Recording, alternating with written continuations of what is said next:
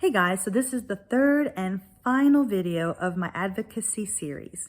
And in this video, I'm going to talk about school. This is one of the biggest stressors and challenges that parents of children with exceptionalities face. And if you don't homeschool, it is really, really stressful. So what are some of the challenges that parents face?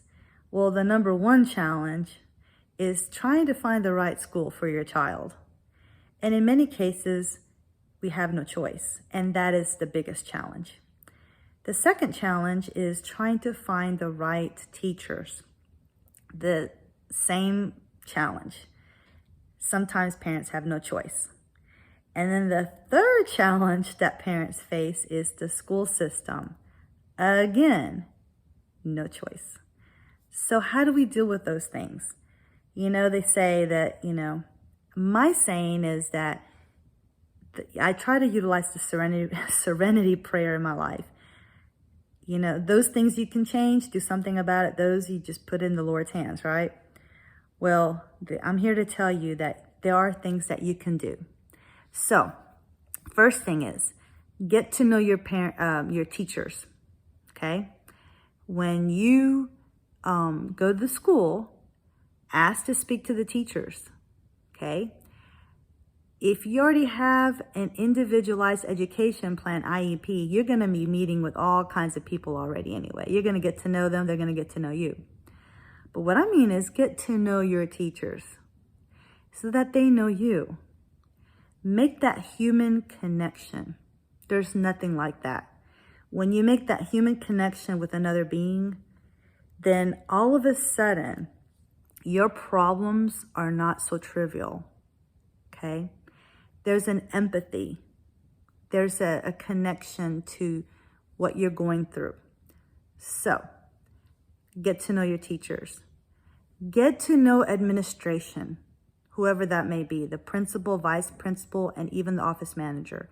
Get to know them. Get to know the nurse, okay? That is the first step. The second step is to get to know your rights. Yeah. You have rights as a parent, and there are many, many things that you can utilize, put in that little tool belt of yours, when the time comes, okay? I believe that you get more bees with honey.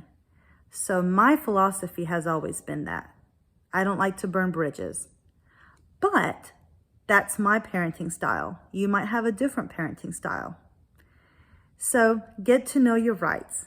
And when you know that your child is not getting what they need and what they deserve and what they have a right to get, that's when Mama Bear should come out, okay?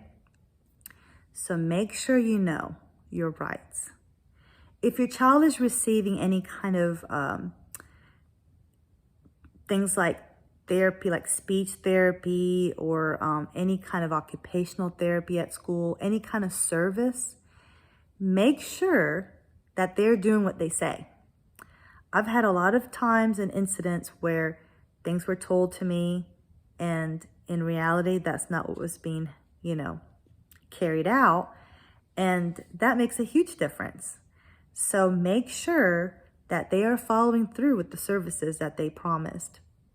Usually that's in writing. If they tell you something and it's not in writing, then legally they're not bound. So remember that. So follow up and make sure that your child is getting the services that they are supposed to get. Another thing for school is consider the possibility of starting a support group. You might want to do that. Get involved with a PTA. That is huge. Find out ways that you can support the school so that way it's a win-win, right? Especially with public schools. They're always needing your help. So get involved. Try to establish some kind of support if there's not already one in place. Now, there's a lot of different age groups of people that are probably watching this video. So preschool and elementary school age children, it's so much easier to find social opportunities for your child. Well, As they get older, it gets a little bit more challenging. So seek out social opportunities. There's usually after-school programs. There's usually things like that that you might want to consider putting your child in. If your child does not have those after-school programs, you might want to consider starting one up or asking them if they would consider starting one up. And so there's a lot of opportunities out there. So seek them out. Now, school, like I said, is a big stressor. And one of the things that helped me was to visit the school when I could. I'd have lunch with my child. That is a good way to see what's happening. It's a good way to get a little bird's eye view of the dynamics. How's the teacher? What is the interaction between the students and the teacher? What is the interaction between the students and your child? So even if you have to take a day off from work or maybe a couple hours from work to go to the school and have lunch with your child, it's worth it. Every single penny, I promise. If you have the time, volunteer to help out in the classroom. Teachers are always needing the help. And do it with the right intention, with the right heart. And I promise you that that also will help. Now, the last thing I want to mention, okay, and this is what I'm going to leave with, is that in school, okay, things are different than at home, okay? Don't always assume that when you're told your child is behaving a certain way that they're exaggerating or that, that's not happening, okay? Look into it, okay? And always follow up. You don't want things to escalate, so try to nip things in the bud.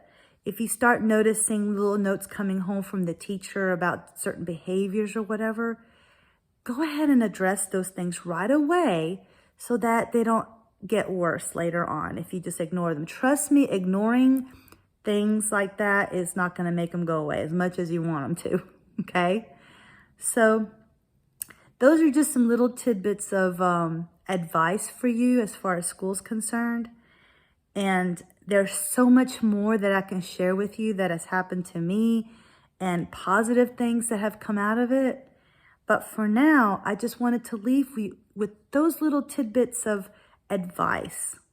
You get more bees with honey, stay connected, and don't assume the worst. And always follow up. Okay? All right, well, good luck on your journey, and I am looking forward to visiting with y'all soon. Take care. Bye-bye.